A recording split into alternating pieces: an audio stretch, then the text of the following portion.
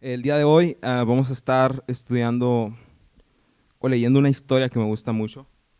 Eso digo de todas, ¿no? Pero es que sí, me gustan mucho. De hecho, esta predicación o estos puntos, voy a ser sincero, los agarré, me inspiré demasiado, pero yo le agregué un poco también de un pastor que está en Monterrey, de Hillsong, Steven Richards. Si estás viendo esto, pues un saludo. Ah, Así, la verdad, escuché esta predicación y me ha servido un montón. Cada cierto tiempo la pongo, cada cierto tiempo Dios me recuerda estos puntos o me recuerda esta historia. Y vamos a estar en Segunda de Reyes 4:1. Vamos a leer primero los versículos y ahorita oramos y luego platicamos un poco acerca de la historia.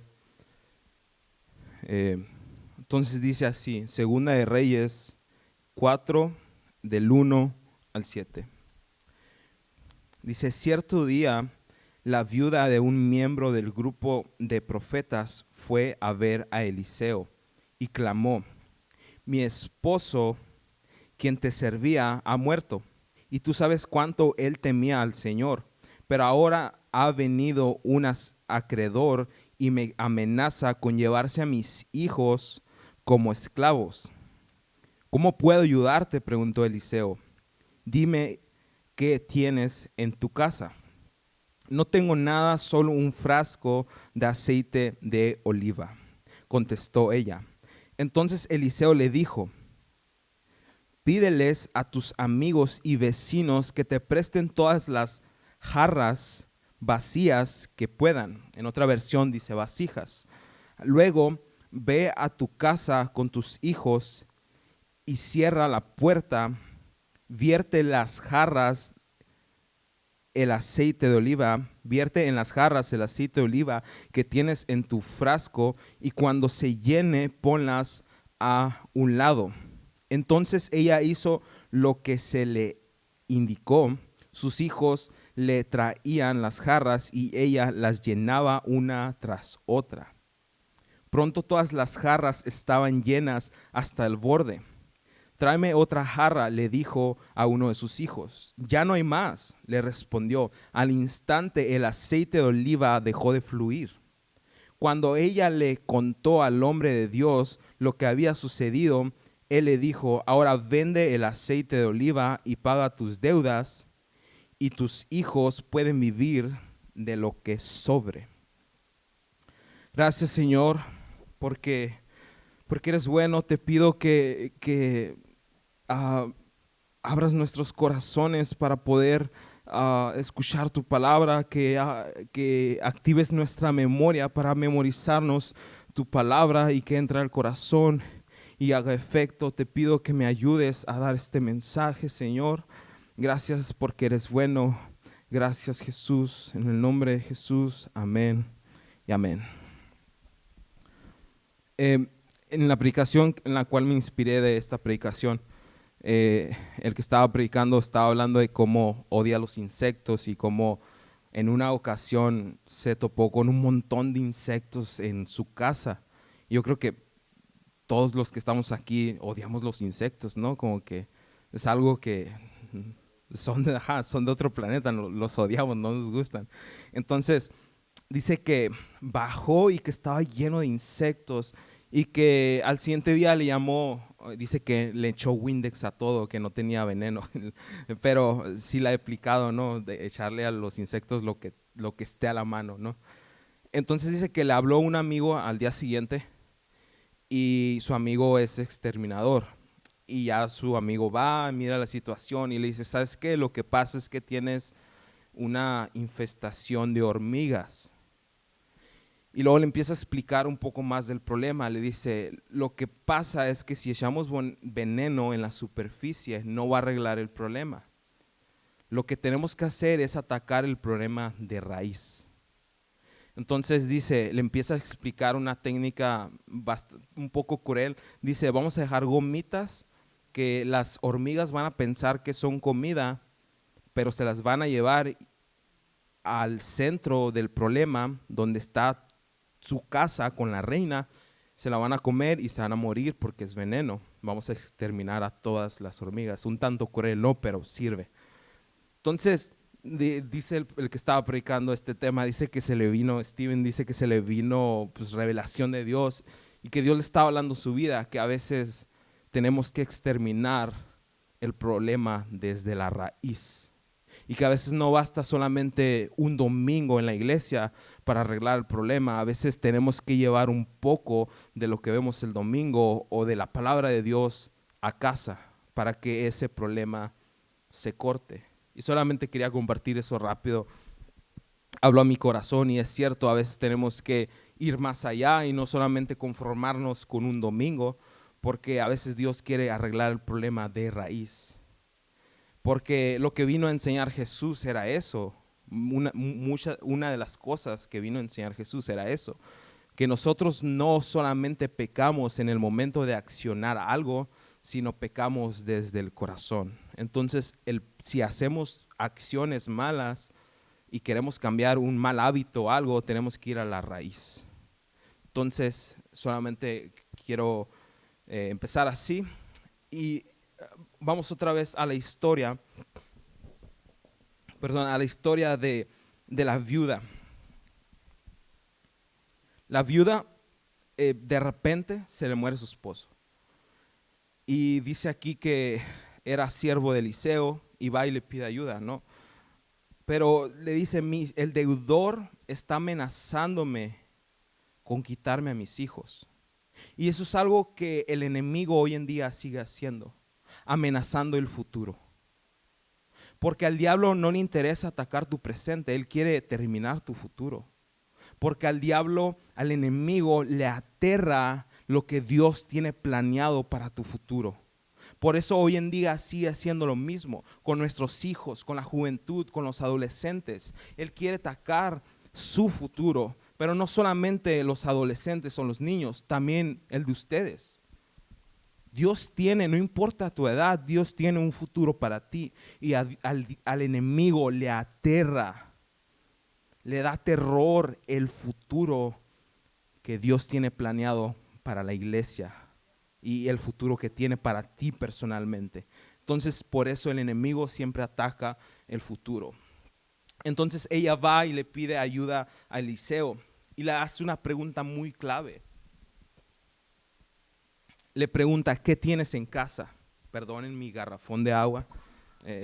Tengo que comprar algo más chiquito.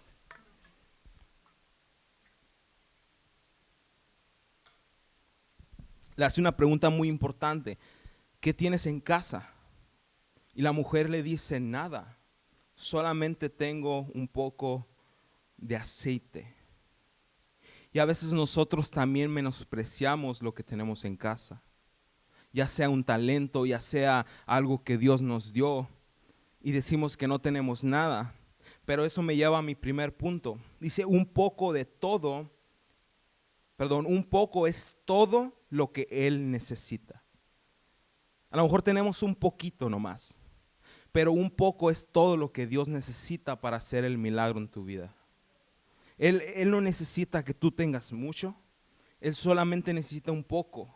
La moneda de la viuda, de la anciana viuda, fue más que todo el dinero que dieron todas las personas. Jesús lo dijo, esta persona dio más que todos los demás. Y era un poco. La comida de un niño fue más que el plan de los discípulos para alimentar a toda una multitud. Y solamente eran unos cuantos panes, unos cuantos peces. La fe de un romano pagano fue más grande que la de los escribas y los fariseos, que los religiosos. No sé si se acuerdan de esta historia. Viene un soldado y le dice a Jesús, tú nomás di la orden y mi hijo será sano. Entonces, un poco es todo lo que necesita. No menosprecies lo que Dios te ha dado. Tal vez es un poco, pero es todo lo que Él necesita. Otra cosa que quiero apuntar de esta historia es que le dice, ve y pide vasijas. Desde ahí ya no tiene sentido, porque ¿por qué necesita vasijas vacías si ella no tiene nada para llenarlos? Desde ahí ya las matemáticas ya no están teniendo sentido. A lo mejor la viuda se quedó como que es broma, ¿por qué necesito vasijas si no tengo nada para llenarlas? Pero es exactamente lo que Dios quiere, que tú des un paso en falso. Eso es fe. A veces no hay piso, pero Dios quiere que camines hacia el frente, pero tú te quieres quedar ahí porque tienes miedo y dices, es que no hay piso enfrente.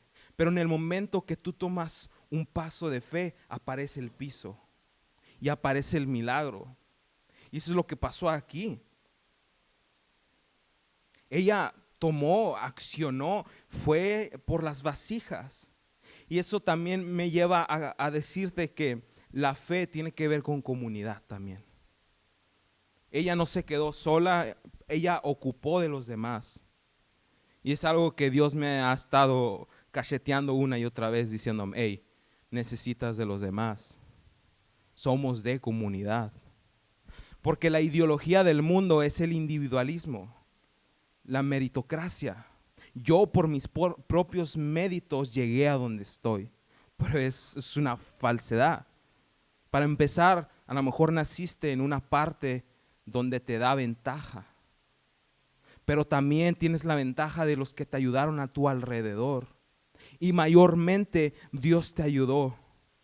Entonces la meritocracia es una falsedad, es un mito, es el mito de la meritocracia. ¿Qué es meritocracia? Es decir, que yo por mis propios méritos puedo llegar a este lugar. Pero déjame decirte que Jesús, que Dios es el que te lleva a esos lugares. Entonces, eso es lo que nos enseña, ocupamos de la comunidad. No como la idea del mundo, el individualismo, nomás tú. O a veces como iglesia cometemos el error de decir, sí, yo y Jesús tenemos nuestra relación y nadie se puede meter. Yo amo a Jesús. Mucha gente dice, yo amo a Jesús, pero la iglesia, no me hables de la iglesia, yo no quiero ir a la iglesia. Pero la verdad de las cosas, si tú amas a Jesús, es porque amas a la iglesia, porque la iglesia es el cuerpo de Jesús. La iglesia es el cuerpo de Cristo. Entonces otra cosa que nos enseña, nuestra fe está en comunión. Cuando Dios hace un milagro o cuando la voluntad de Dios está activa en nosotros, siempre tiene que ver con bendición para mucha gente o a la gente que está a tu alrededor, pero también bendición personal. Pero primero es para bendecir a la gente de tu alrededor.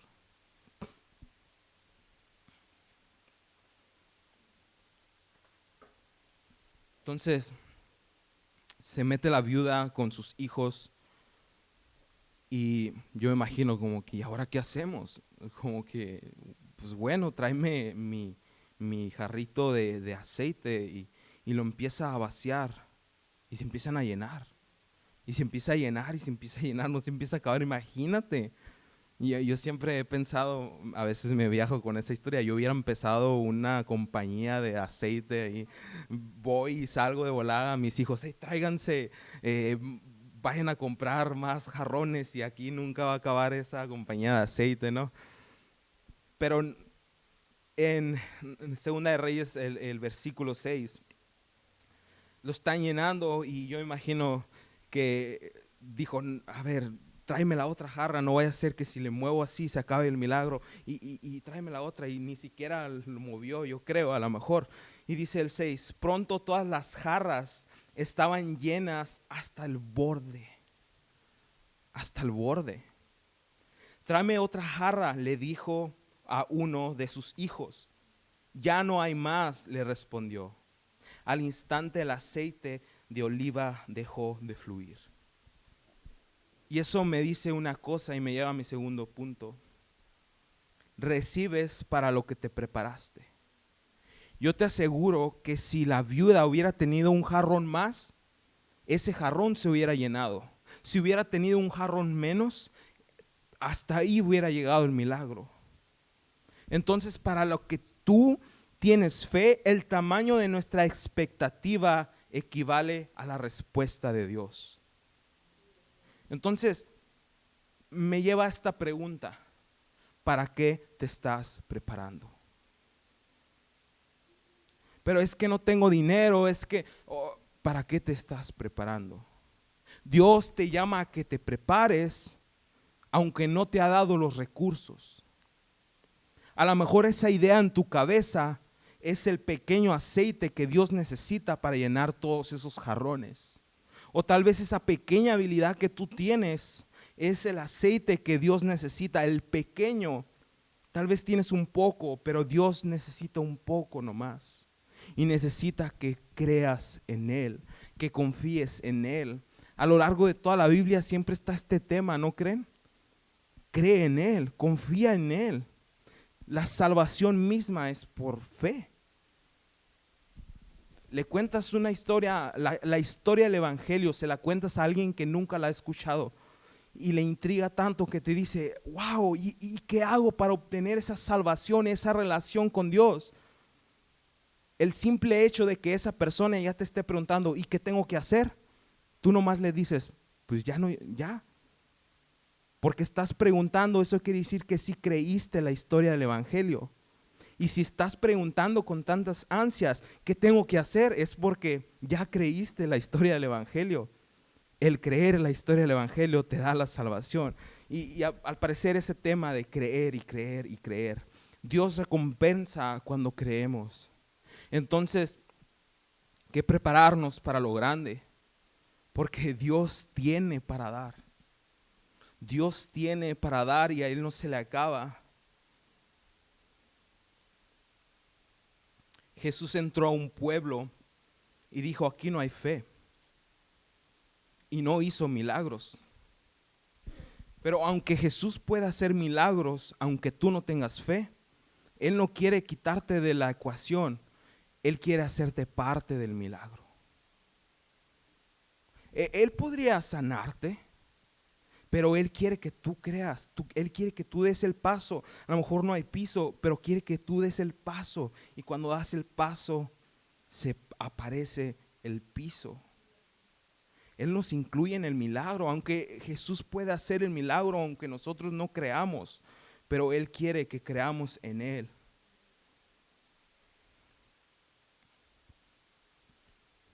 Y nomás para repetir, ¿de dónde sacó las vasijas? Las sacó de la demás gente. No sé si a veces les ha tocado tener un amigo que ustedes, a veces nuestra fe depende también de la gente con la cual nos juntamos. A lo mejor llegas con este amigo, ¿sabes qué? Se me ocurrió esta idea, vamos a hacer esto en grande, vamos a hacer esta fábrica o no sé, yo qué sé, vamos a empezar este grupo, no sé. Y tu amigo te dice, no, ¿sabes qué? Yo no creo, mejor bájale, mejor aterriza, ¿no? Estás muy en las nubes. Y así en un segundo te baja al piso y te desanima. Pero júntate con también los que no tienen fe para que tú les pases la fe. Pero también júntate con la gente que tiene fe, porque esa persona, con tus hermanos en Cristo, te van a llenar de fe. Pablo hace una analogía cuando está hablando de las cosas que nos tenemos que vestir de Cristo. Dice, pónganse la armadura, pónganse el escudo de la fe. Y yo no estoy seguro, pero yo me imagino que Pablo estaba imaginándose, en aquel tiempo los romanos tenían una formación militar donde ponían sus escudos juntos y hacían un domo. Y cuando venían las flechas, no entraban y todos estaban protegidos. Y la Biblia dice que los dardos del enemigo quieren ir a nosotros, pero cuando nos ponemos nuestros escudos de la fe en junto, los dardos del enemigo, que son mentiras a nuestras vidas, no van a entrar.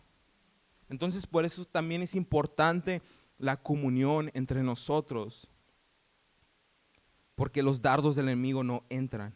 A lo mejor yo tengo un escudo muy chiquito porque mi fe es aún pequeña, porque no soy maduro aún, pero el de mi hermano es un escudo grande y los juntamos todos y hacemos ese domo con la película de 300, ¿no? Que están todos así. Entonces, ese es otro punto, que juntarnos, sí, con las personas que no tienen fe para ayudarles, pero juntarnos con las personas que tienen fe para que nos ayuden. otro punto que quiero, que está en la historia. Si se fijaron que la viuda toda la historia solamente está pidiendo, pidiendo y pidiendo y pidiendo. Le pide a Eliseo por ayuda, le pide los jarrones a las personas, a sus amigos y vecinos, le pide a sus hijos, traigan los jarrones. Yo imagino que dijo, pues a ustedes se los van a llevar, ustedes vayan a conseguir los jarrones, ¿no? A lo mejor como que, disculpe, nos van a llevar de esclavos, nos presta su jarrón al vecino, ¿no? Entonces, solamente está pidiendo, y eso es algo, una postura del cristiano que siempre debe estar en nuestros corazones, una mentalidad del cristiano. Tenemos que pedir, porque estamos en el reino, y en el reino nada se puede ganar. En el reino nada se puede ganar, cuando en el mundo todo se gana con esfuerzo. En el reino nada te puedes ganar, todo se tiene que pedir. Y eso me hace recordar a Jesús. En una ocasión él estaba hablando acerca de pedir.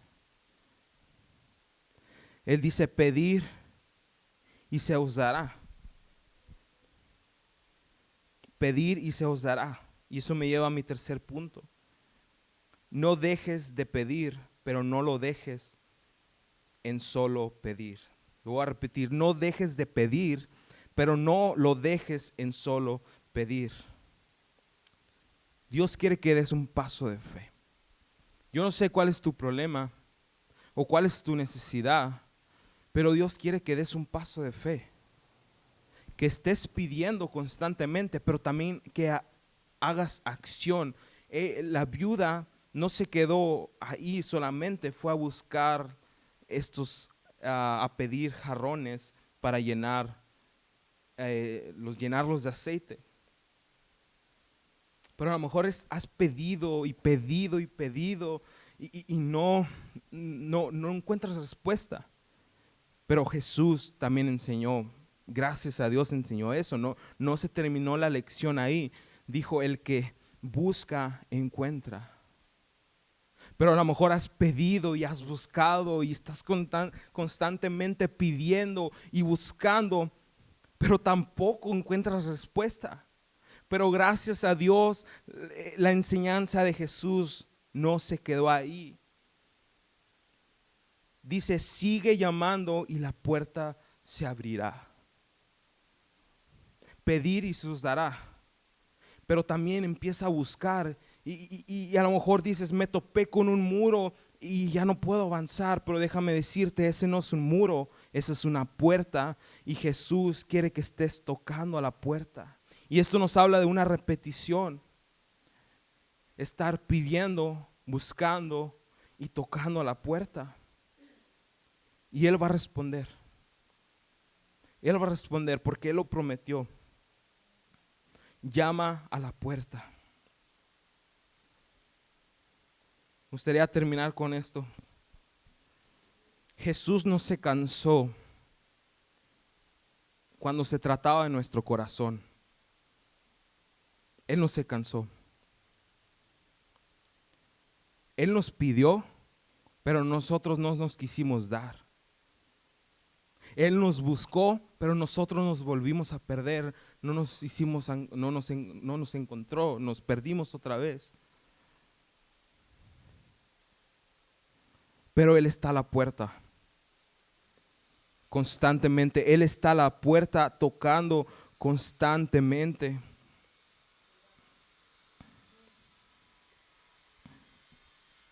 A veces hay un dicho en el mundo que cuando nosotros a veces estamos ahí rogando o a lo mejor queriendo ser bueno con alguien y esa persona te trata mal, viene alguien y te dice, cuida tu dignidad, no la pierdas, tienes dignidad. Pero Jesús lo rechazamos una y otra vez y aún así se hizo hombre y vino a morir por nosotros. Se humilló. Él tenía toda autoridad en el cielo y se humilló a hacerse humano, a cansarse, a llorar, a estar sucio. A lo mejor se le llenaban sus uñas de tierra como nosotros. Se humilló a tal grado, y no solamente eso, sino fue a la cruz a morir porque quería nuestra amistad, quería estar cerca de nosotros. Entonces ese dicho en el reino no debería de estar: tienes dignidad. El único digno era Jesús, y Él dio su dignidad por nosotros. Y no solamente murió en esa cruz dolorosa y recibió el castigo del Padre por nuestros pecados, sino aún está a la puerta tocando. Está tocando una y otra vez. Él no se cansó de buscarnos. Y Apocalipsis 3:20 dice: he aquí yo estoy a la puerta y llamo. Si alguno oye mi voz y abre la puerta, entraré a él y cenaré con él y él conmigo. Este versículo le está hablando a una iglesia que se había descarrilado, pero nos hace ver un vistazo al corazón de Dios. Él está a la puerta tocando. Y eso nos va a nosotros animar tanto que también nosotros no nos vamos a cansar de buscar su reino, de buscar las cosas que Él nos ha prometido, de avanzar el reino de Dios, el reino de los cielos aquí en la tierra. Y vamos a terminar con Mateo 13:44. Jesús daba parábolas, y esta parábola se llama el tesoro escondido. Y me gusta mucho cómo Jesús hablaba en parábolas, porque Él te contaba una historia, una pequeña historia, pero te enseñaba tantas lecciones a través de una sola historia.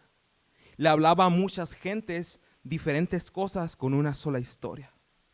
Y dice: además, el reino de los cielos es semejante a un tesoro escondido en un campo, el cual un hombre halla y lo esconde de nuevo, y gozoso por ello va y vende todo lo que tiene y compra aquel campo. Cuando nosotros encontramos el evangelio, para nosotros ese tesoro en ese campo es el evangelio. Y nosotros lo damos todo, vendemos todo como este hombre, emocionados porque sabemos que va a llegar el día. Invertimos todo y compramos ese campo para ir por el evangelio y dedicarnos a eso, porque es un gran tesoro que encontramos en Cristo Jesús. Pero esta misma historia habla de que nosotros éramos el tesoro de Dios, y Él compró toda la tierra para que nosotros fuéramos de Él. Dios, emocionado, va y entrega todo, envía a su Hijo, porque nosotros somos su tesoro.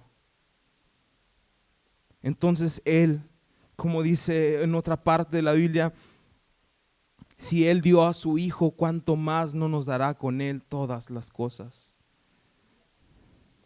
Entonces sigue tocando a la puerta, porque Él sigue tocando a tu puerta.